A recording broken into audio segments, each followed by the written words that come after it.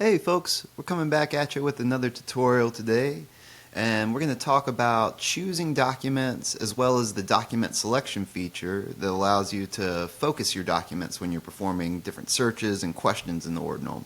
So first off, choosing documents generally happens during the onboarding stage, although we can add documents for you all at any point. And I just want to give you all a few ideas of different documents that you might add. So one of the obvious ones is your code, your municipal ordinances. That's going to be particularly helpful to your planning team. But you can also upload codes adopted by reference, for instance, the Arkansas Fire Prevention Code or the National Electric Code. You can upload your plans and guidelines, so your design standards, your floodplain management documents. You can upload accessibility information, your service hours, locations, etc. You might consider uploading your employee handbook, which includes things like your vacation policy, your org chart, or if y'all regularly hold planning commission meetings, you might upload some of those planning commission meeting notes. Basically, anything with text you can upload. And if you have any questions, if you have a document in mind that you would like to upload and you're unsure about it, please just message us. We will work with you. We're going to try very hard to upload your document and make it work in the system. So after getting your documents uploaded, you're going to be performing searches, and there may be some instances where the document selection feature that I just clicked on here will come in handy to you. So this feature allows you to sort of limit the resources that you're looking through. So you can see here all of these are the different documents that have been uploaded to Pea Ridge. By the way, I didn't mention this, but we're looking at the city of Pea Ridge today. These are all the different documents that they've uploaded, and all of these checks beside these boxes mean that we are currently searching through all of these documents. There's 32 of them. So I'm going to clear this search, and we're going to put ourselves in the shoes of a code enforcement officer. And we're going to just look through the municipal code. So I'm going to go through here and I'm going to check boxes beside all that say Pea Ridge Municipal Code. And just to point out here, it's not ideal that these are not alphabetical order. We've talked as a team and we're going to put these in alphabetical order very soon. So hopefully by the time you see this video, if you open up your document selection, you'll see them in alphabetical order.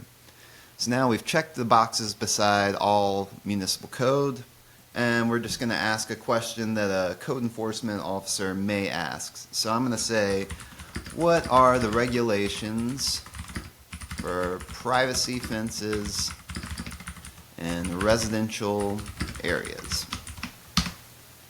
And so now Ordinal, rather than searching all 32 documents, we've narrowed in on those 14 documents, which are basically just the municipal code for Pea Ridge, and it's just going to look through those 14 documents to find an answer. And as a code enforcement officer, we probably just want to be referencing that specific code. And you can see it's gotten back to us with an answer here, not to exceed 8 feet in height. And we can see the references that it's just pulling from Pea Ridge Municipal Code Title 14 zoning. And in fact, we'll look at another example here. Sometimes you maybe just want to look at one document. So I'm going to open up our documents here. I'm going to clear all of these. And we're going to cherry pick the Stormwater Management Program document here. And let's say that we have a question specifically about the stormwater drainage plan. So we're going to say, what is the coverage area for our stormwater drainage plan? And now we know it's only going to be searching in that one document.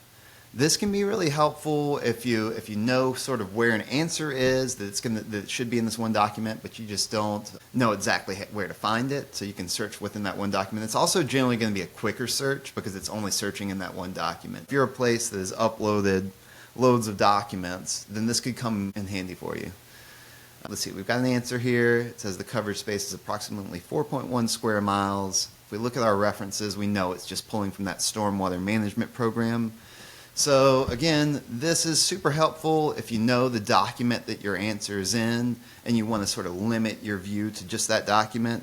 It can be really helpful in situations like if loads of people in your city are using this, loads of different departments, and maybe you've uploaded documents that are specific to your police force or documents that are specific to the fire department. You can give them access, and they can go in here and they can select documents and just narrow in on those documents that are specific to their department.